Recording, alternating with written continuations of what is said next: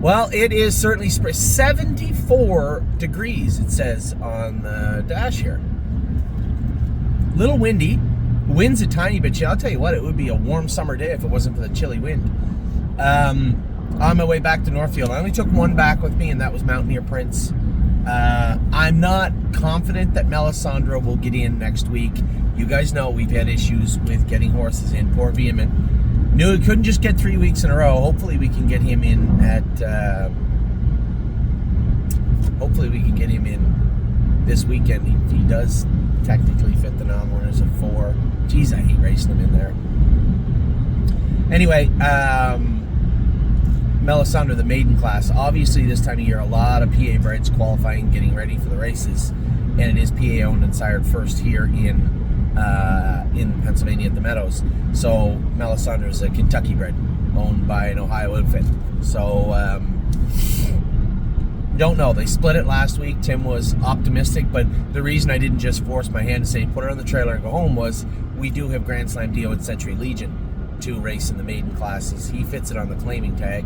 She fits it because she's a maiden. And they're unlikely to split it 3 different ways. But if they do over 2 days, we can simply bring Melisandre back. But man, I guess I guess I will start with her. I'm going to jump around a little bit. I want to talk about last night. But I told you last week at the end of the week, a good portion of my excitement this week was derived from qualifying Melisandre. Now, this is a filly that did not make my radar last year. Disappointment.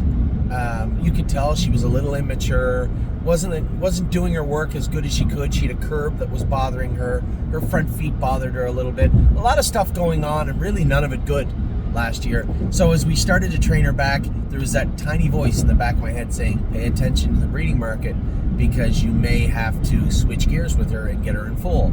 And that voice became a little bit louder and louder as we got closer to Christmas. But then as she started training a little harder, man, she looked good. Really good. You know, if we didn't pay so much for her, there wasn't so much involved in that entire package that is Melisandre. Soup to nuts. You know, you're talking about stake races, you're talking about a racehorse, stake races, broodmare. There's so many things going on. It was a lot. And I was just trying to put her in the best spot I could. And when I looked at her training in January, I was mildly convinced she would be a racehorse / stake horse. Now, it's impossible to extrapolate the depth and the starting and finishing point of Melisandre right now. That's unfair to her. But I can tell you what, that was a good qualifier today. 2 minutes, last half 58.3, last quarter in 29.3, into a pretty stiff wind. And it was a nice day. It wasn't a perfect day, but it was a very, very nice day. And I was really, really happy with what I saw from her. I guess I'll just get the medal stuff out of the way. Arrowhead Hanover was amazing this morning. 58.3, exactly where I said I wanted to go. 58, 59, 27.3 on the end of it in that wind. Now, to be fair, it did fluctuate, and I didn't feel it played as big a role in the schooler as it did in the qualifier. Does that make sense? It just dissipated a bit. It was there, it was present, but not as much as when it kind of hit us in the last turn with Melisandre. So Arrowhead Hanover, last half 56 and a piece, last quarter 27.3. Then we scoped him, and he was 6 out of 10 for mucus. I know what you're saying. Isn't that 3 out of 5? Yep, it is. But that's not how we do things here. So 6 out of 10 for mucus. I think it was just maybe that white, foamy allergy type mucus, because you could not ask him to be any stronger than he was this morning. That felt like a stake horse, is what it felt like. He was exceptionally good today, and as big a smile as Melisandre put on my face, I think he might even have stretched it a little bit. It was a great morning for the two of them. Now, Mountaineer Prince, my expectations were quite low. There was very little he could do to ruin my day. He did make a break coming off the card. He made a break starting into the backstretch. Those breaks, 1,000% are him interfering. The problem I have is not that bad. Bit of a cowardly break, to be honest. 2 of them. Now, here's the thing. He made a break, still come a quarter, and 28 and a piece, a mile and 2.4. The speed's there. But we didn't even buy it. We don't have him for Pennsylvania. We got to figure out a way to get him flat. get him confident, get him consistent. In such a manner he can race in Michigan fairs. I'm doing my best. I know that the last horse that gave me this feeling was a much stronger horse, and he really grew on me quickly. It's not that good. I tried the cherry chai. No, too sweet. Don't do it. The last horse that reminded me of him was Eldis Patrick, who I had a pretty soft spot for by the time we were done doing business, him and I together. I liked him a lot.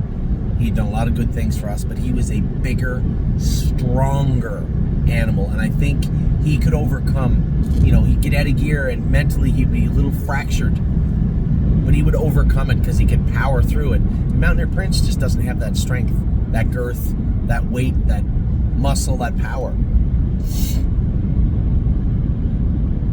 That doesn't mean that there's any excuse for the breaks. There isn't. I can assure you 1,000% also, they're just breaks of cowardice. That's all they are. Touch himself, roll off stride. Touch himself, roll off stride. You got to be able to roll through those. And if this was a 2-year-old training, I'd say, don't worry about it. I've seen this movie before. Didn't get great reviews. So I'm going to put him on the clock. He's got 2 or 3 weeks. I'll continue to work with him. He has my undivided attention for 2 to 3 weeks. Then after that, he's going to have somebody else's undivided attention. So we're going to tinker with him. The good news is it's not his attitude. I don't want to throw darts at him here. His attitude seems fine. I can't really fault everything he does except for the breaks. They're unnecessary. Yes, 100% they are. But it is not out of ignorance. It's simply out of cowardice. I didn't find him rude or ignorant at all. Cowardly. The cowardly lion. So we'll continue to work with him, see if I can get him away. And we're not really, this isn't something that should be difficult.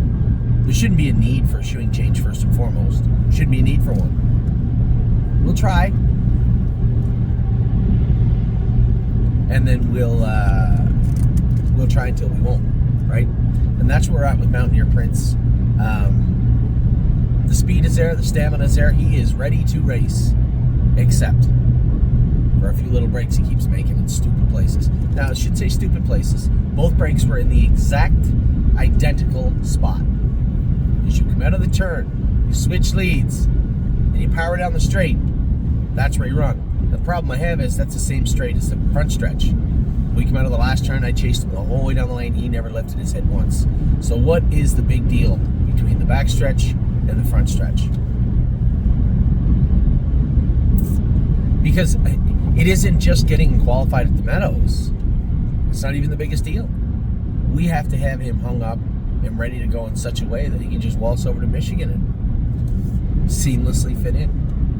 That is the chore right there. That's the rub. So that's where we're at with him. I'll continue where, as I said, he's going to have 2-3 weeks of my undivided attention. But after that, it will be severely divided. So that's where we're at. Very, very happy with Melisandre. Very happy with... I don't think I could be any more happy with Melisandre and Arrowhead Hanover than I am right now. And as I said, I'm not thoroughly disappointed in Mountaineer Prince. He just needs to do a better job. Now, last night, Drebin was awesome. Those are 2 hard-boiled, open horses. Those are the top of the food chain right now in Ontario. Both of those horses have beat him. They didn't beat him by a lot. And he was coming to Trevor Henry deep in the stretch. I thought the horse raced great. One might argue if James came first over getting into the halfway around the last turn in front of Trevor, that he might have been second. One might argue that. I'm not going to make that assumption. I'm not even going to say it out loud except for right here in front of all of you. But you know what? It doesn't matter. The horse raced well. Raced well. Finished third. I thought he raced good. And very happy with Drebin. The other horse popped a quarter crack a few days for the race. I mentioned it briefly They thought they had it cleaned up. James said he was not pacing well at all last night. Left line hard. He had a real problem with him. He was not fluid, and obviously it had to be that front foot that popped a quarter crack. Now, I'm going to talk about some 2-year-olds who pop quarter cracks, and you've heard me talk about this. This has been an odd year. I don't ever remember having quarter crack, pus pocket, any problems with 2-year-olds training down. This year we have, and I think we might have got to the bottom of it, and it was no fault of our own. We've had such horrible weather. They've been putting like salt water, calcium water on the track, which they do from time to time. But it can really dry out their heels, dry out their feet also. Dry feet equals quarter cracks from time to time. So we have till now, till the summer, to get those cleaned up out of the way and nipped in the bud. We do have about 3 or 4 horses, and actually some of them may be scratched from training tomorrow because of it. Neuromancer Amy said where he jumped on himself last week, left front was very sore today. Probably just some surface infection. I'm of the belief he'll be fine for tomorrow, but he may not make it tomorrow. Cherry's Girl had one behind, left hind. There's a new one. And Royal Duchess, who'd had one before, it's just a pesky one, bothering her a little bit, but she'll be fine.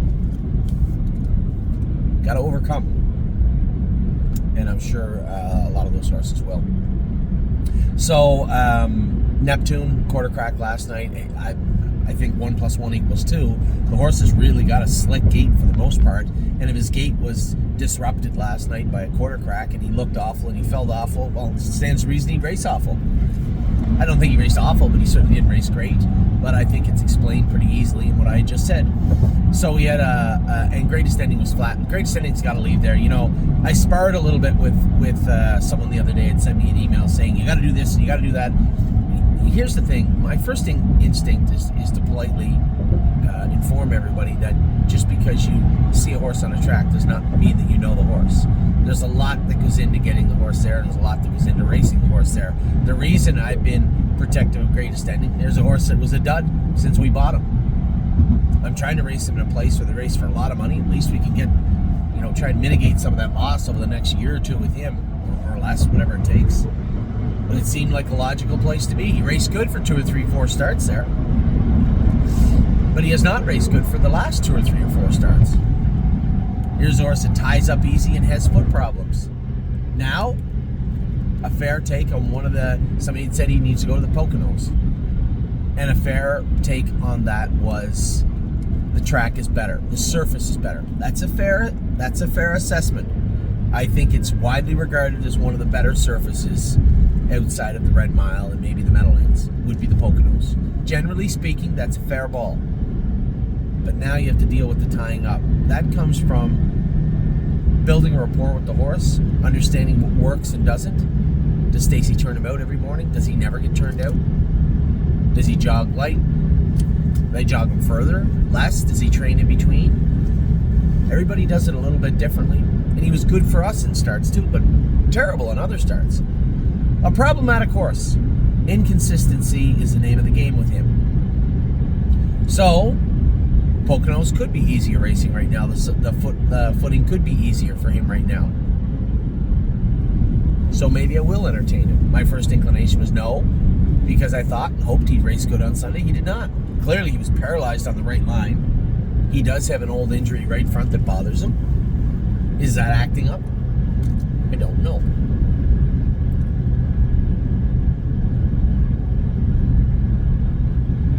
Could he race in Saratoga and Plain Ridge? I know a guy that used to be our partner on Greatest Ending that may take him. I don't know. But as I like to say sometimes, everything is on the table right now. I think Miami Valley, he's run aground in Miami Valley, so we are going to have to look for an opportunity for him elsewhere. So we talked about last night, we talked about this morning, the schooler, the schoolers, the qualifier. A lot of the babies getting ready to go for tomorrow for us in our videoing. We do have a few little small issues. Sterling Hanover also at a temperature of 100.8, which is not enough really to keep you out of work unless you're not eating and you look lethargic. But Amy did say he had some heat in all 4 legs. This is likely a virus that's going around. And if his legs are big again tomorrow and his temperature is up tomorrow, and by chance he didn't eat his breakfast, then you won't see Sterling Hanover on the track tomorrow. If Royal Duchess is sore on that quarter crack, you won't see her on the track tomorrow. If Neuromancer's sore on that foot, you won't see him on the track tomorrow. And if Jerry's girl is sore on that left hind quarter crack, you won't see her on the track tomorrow also. My job will be, we're going to have to try and find some sort of supplement that can help strengthen their feet.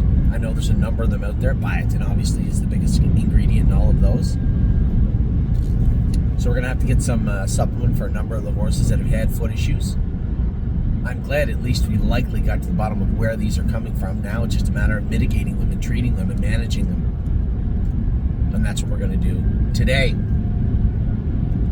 So that is today in a nutshell. We got a couple racing tonight. Tomorrow I'm all over the place. I noticed we broke the rule that I hate breaking head-to-enter horses with one another. They weren't going to go with the open trot. I'm surprised it went. But they were not going to go with the open trot as is. They had to use memory and imagination. I think after this week, we will send Memory and Imagination down to Miami Valley. There's not really any soft spots for him, right? There isn't at the Meadows. He's not really an open trotter yet. He doesn't want any part of Looks Like Money or those horses. We'll use him for this week, but I would have to file it under a wasted start, I believe. Send him down to Miami Valley, see how he does down there. Happy to see Looks Like Money in. And when they called and said they needed Arison for 3 point. Well, Arison's class wasn't going to go anyway. It's a combination of the two top classes, and both of them fit them. So they weren't going to go without both of them. So they both have to race against each other. I believe Hunter Myers can drive Arison. I'll drive Time Is On My Side, and quite frankly, 6 and 1/2 dozen the other right now. I know that Time Is On My Side's been tremendous. Arison feels like he's knocking on the door. He feels really good right now. A lot of people asking about Oak Grove. We put in for stalls at Oak Grove. We did not get them yet. The problem was I wasn't going to run down there at the end of March like we did last time and get our face smashed in like we did last year. I want to get just a little peek at what was going on at Oak Grove. Now it looks like we might have had a Melisandre for Oak Grove. Maybe a Spitfire, or Looks Like Money, or somebody for Oak Grove. Open Pacers will be ready to go at that point also. We have Save America. We have Rock Shining Star. Patrick's not quite an open horse yet, but he's creeping there. I'm sure he's doing the backup class at Oak Grove. So we have a lot of moving parts and horses that fit in the stake races there. And they don't have stalls for us, that's fine. I'll call my old buddy Verlin. He's about an hour and a half away, I think, from Oak Grove, and he likely can accommodate. So a little bit of everything for you today. I'm still beaming over the Qualifier and Schooler. Very, very happy with those two horses today. I thought Arrowhead would feel good. He far exceeded what I thought he'd feel like today. That was an amazing mile from him. All by himself, too, by the way, off the gate. Melisandre is better than she's ever been right now, which isn't saying a lot, but very happy with what I saw today. Mountaineer Prince, as I said, will continue to work away at him until that's that. Horses last night were all explained. We get horses in tonight. Hopefully another good week ahead. So with that, I'll let you go. Have a great rest of your Tuesday. It has been a great start. I'd love for it to continue this well throughout the night into tomorrow. Take care, everybody.